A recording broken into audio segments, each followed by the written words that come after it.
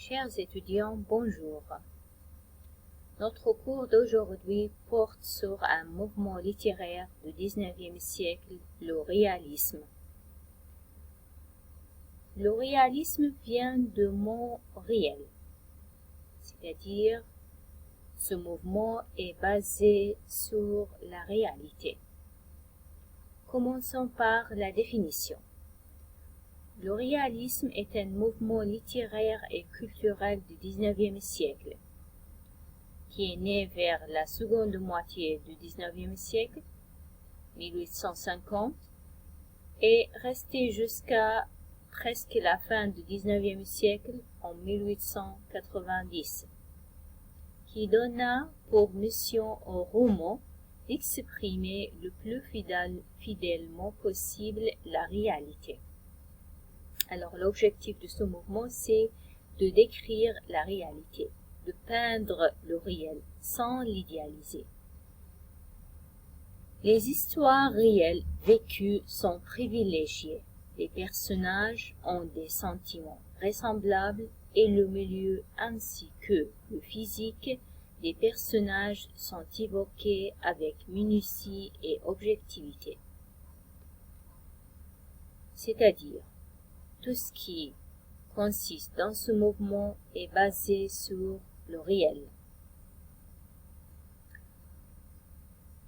Pourquoi le réalisme s'oppose-t-il au romantisme? On a dit que le romantisme, c'était le premier mouvement du XIXe siècle qui est basé sur l'émotion, les sentiments et qui a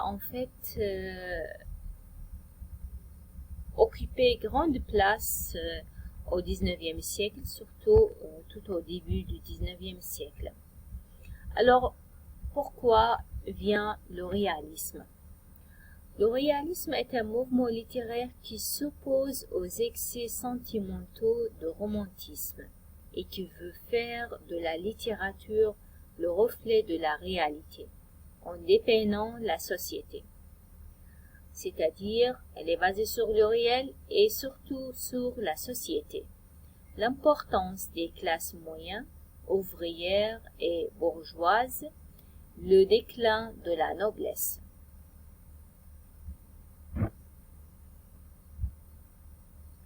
Passons aux caractéristiques et aux procédés du réalisme.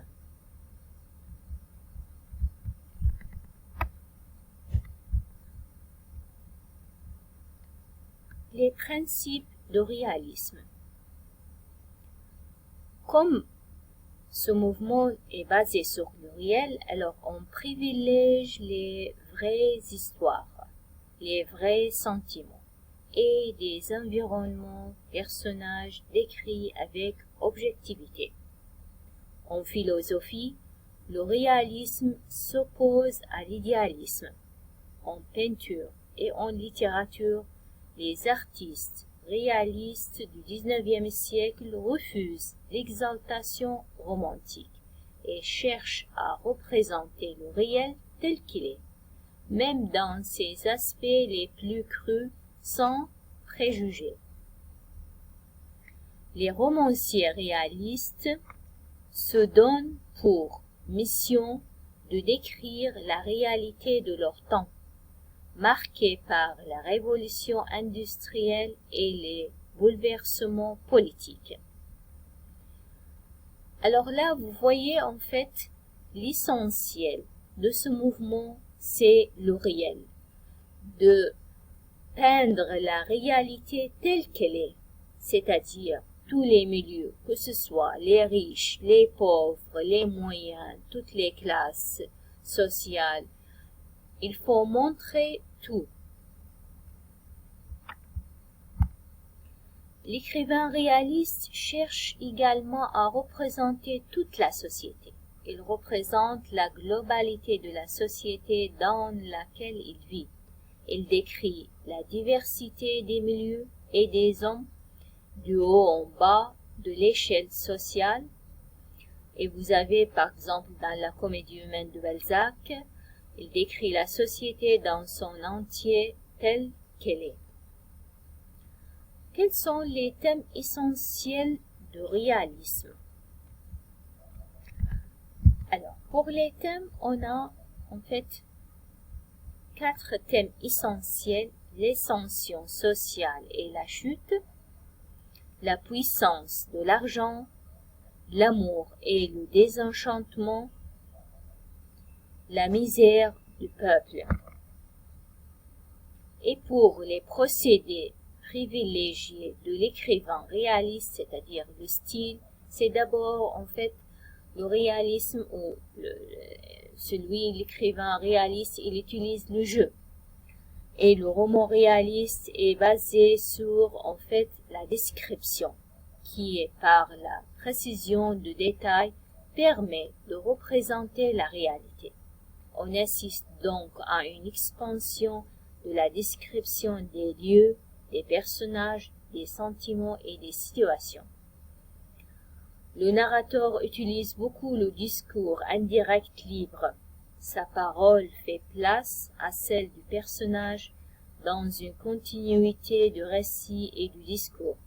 De ce fait, le lecteur accède aux pensées de protagoniste, élément important afin de donner au héros une personnalité et des sentiments les plus réalistes possibles.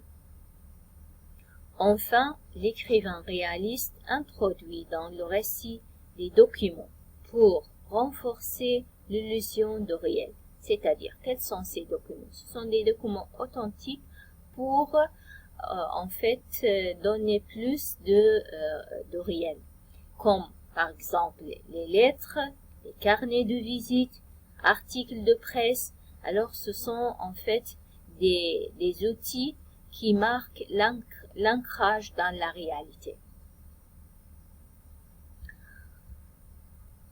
Parmi les grands auteurs réalistes, alors là on a déjà en fait commencé par étudier Honoré de Balzac et Stendhal. Ce sont deux écrivains qui sont situés entre romantisme et réalisme, mais sont en fait dans la plupart de leurs productions littéraires sont plutôt des écrivains réalistes.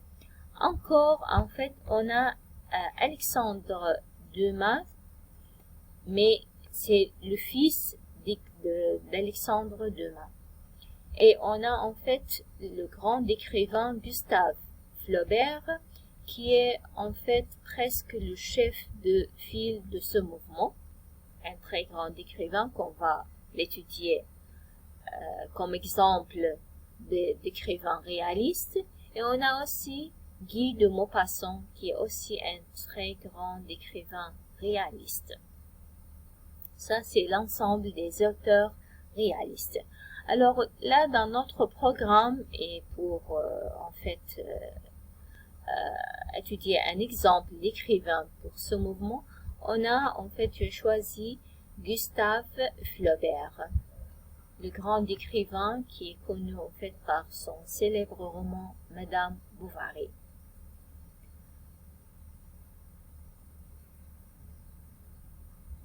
Alors,